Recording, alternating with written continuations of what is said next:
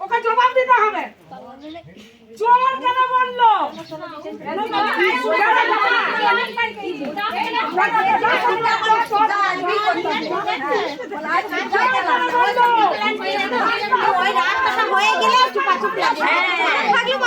ওই রাস্তাটা হয়ে গেলে আর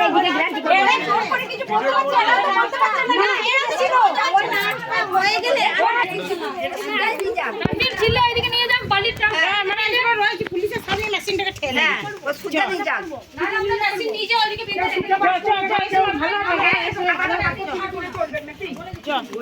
প্রতিদিন ভিডিও যাবো জমা দিয়ে যায় সবের এখানে ঘরে